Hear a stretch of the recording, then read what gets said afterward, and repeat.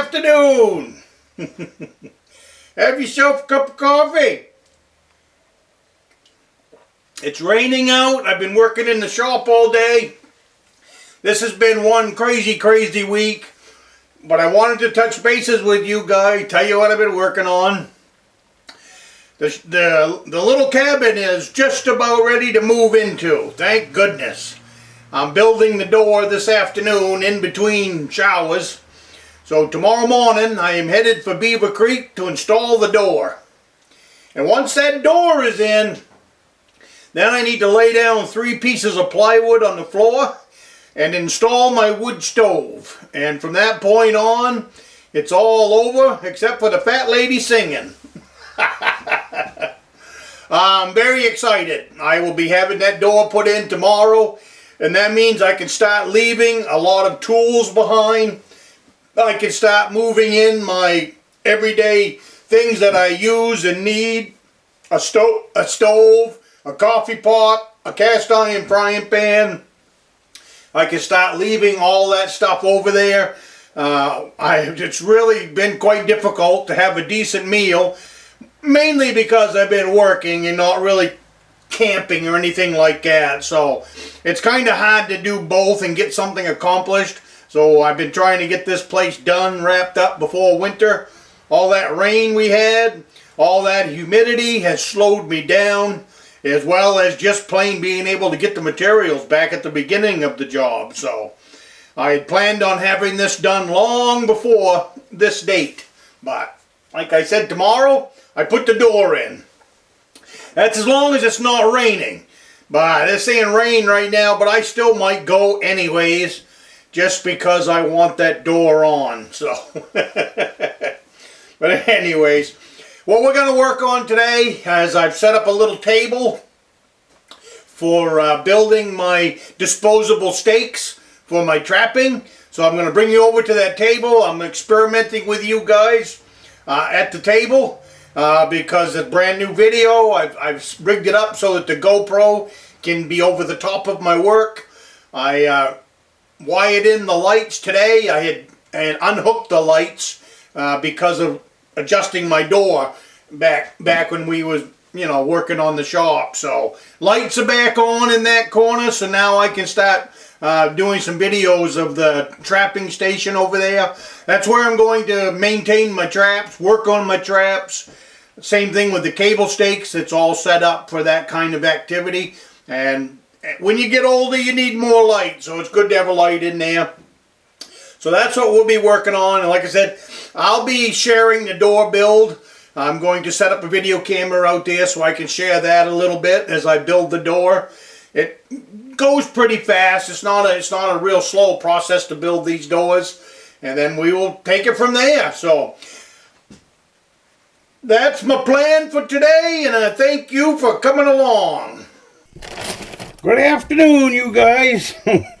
Once again, you're going to be the guinea pigs. This right here is my cable. This is my cable stake table that I have put together for trapping. This right here is what's called a duck bill. This is the cable, and these right here are the sleeves that squash the cable and make that loop. So what I figured I'd do today, granted, and I'm just getting started at this for my trapping, as far as making my own cable stakes. So I wanted to show you, these right here are the duck bills. And if you remember a video or so ago, I told you I'd purchased a bunch of these at a trapping show. Well, I had the prices wrong. I had looked through my paperwork. I ordered 2 dozen of these online, and that cost me $44 for 2 dozen. I bought 4 bags at the trapping show of these. That's 4 dozen. I bought 4 dozen there for $20. So that was a really good deal at the trapping show. I just couldn't remember how much I paid earlier when I bought some online. And this bag right here, now these are called wolf fangs.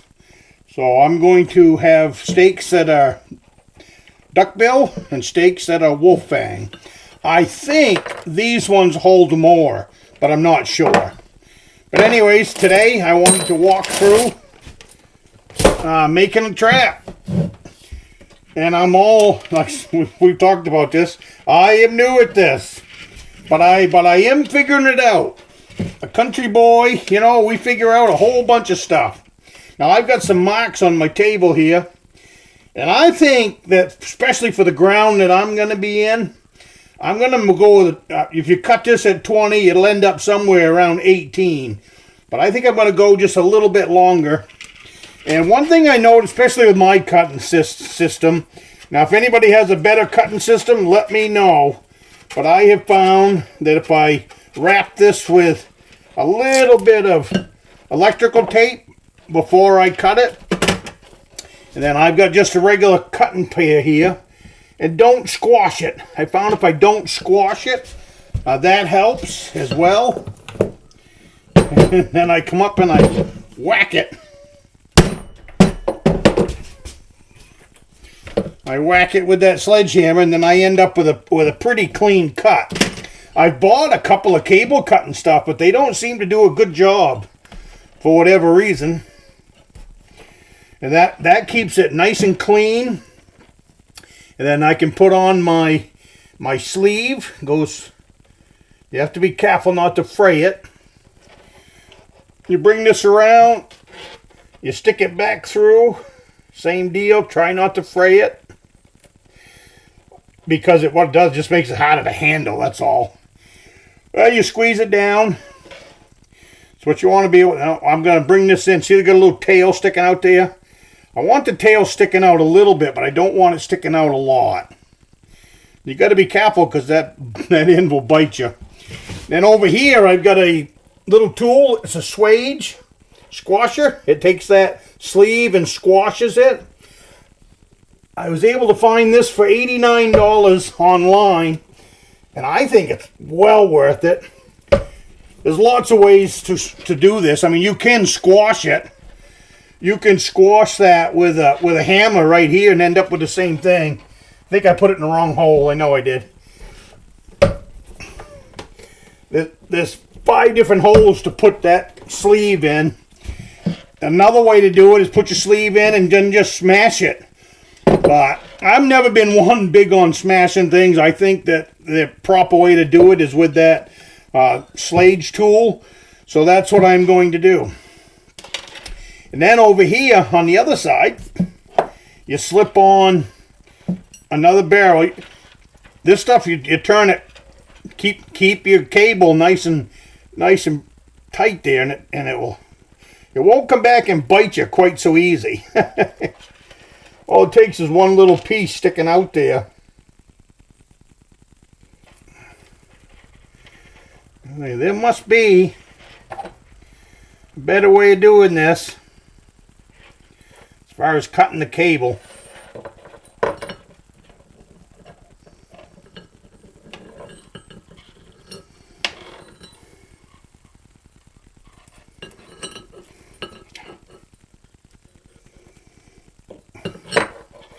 Same here, pull it down.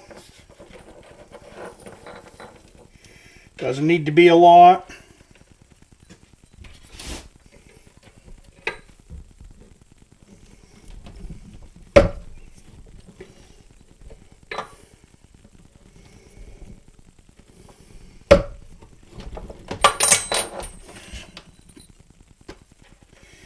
And there you go.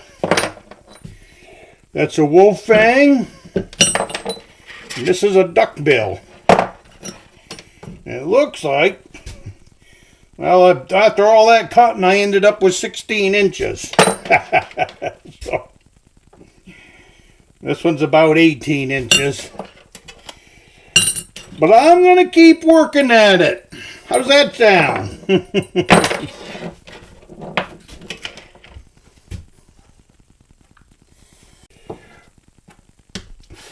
Okay, this week's project for the trap line was this workstation for making these cables. This is a anchor cable. They call it a disposable stake. You drive this into the ground with a driver, And then you hook your trap to it, and supposedly you walk off and you leave it when you're done with it.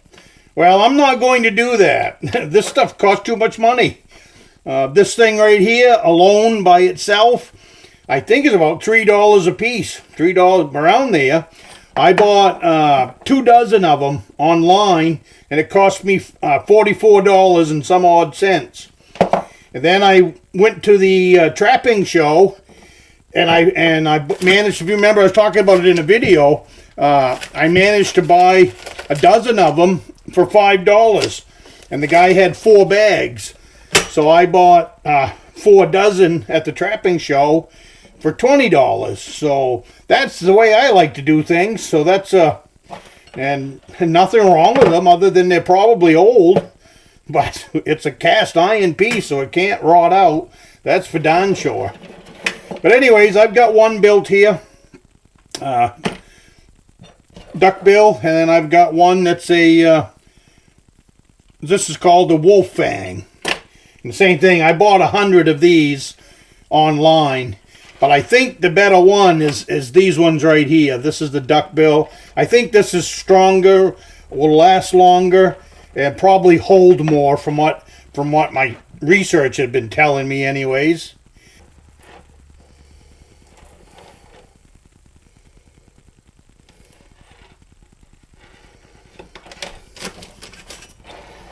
This is a duckbill. Put that in the hole. Go back through.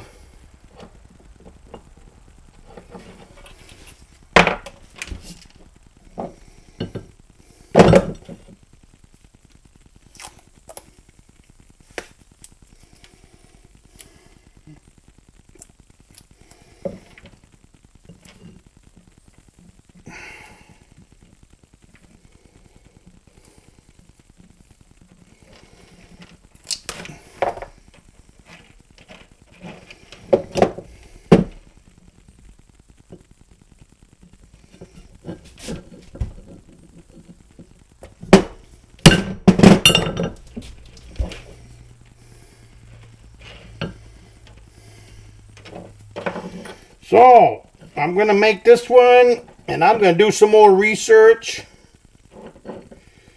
because I don't believe it should be that difficult.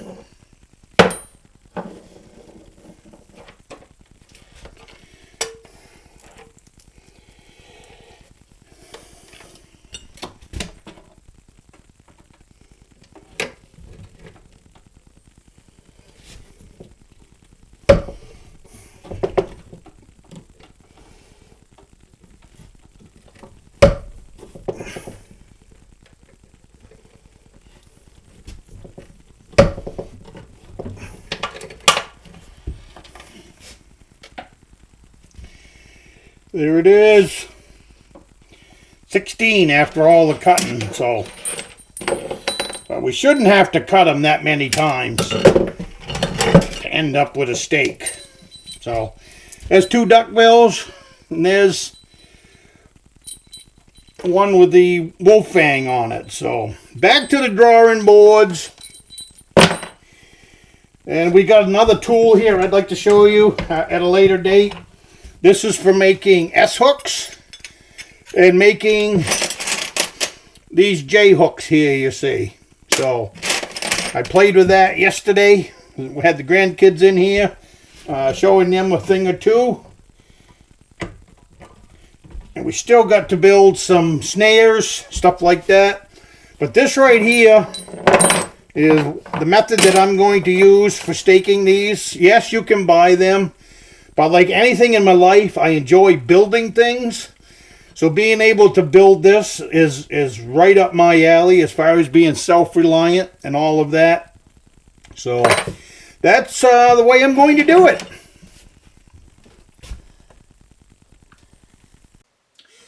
I'm going to head out right now and start working on that door. So I just want to thank you guys for coming along this week. Oh, I almost forgot. I've got some good news for you guys. Let's see, today is Saturday, so it's been 3 days ago. 3 days ago, I got a brand new grandson. So we have, like I said, this has been a busy, crazy week. I've tried to get stuff done over there at the cabin, as well as staying close to home. As a father, of course, you always worry about your daughter. So I never like it when she's in the hospital, no matter what it's for. So anyways, everything went well. The baby was born healthy. 10 fingers, 10 toes, little boy. About 7 pounds, I guess. Something like that. 7 pounds, 3 ounces. Everything good that way. But outside of that, now it's time to build the door and get back to business. So I'll see you next week.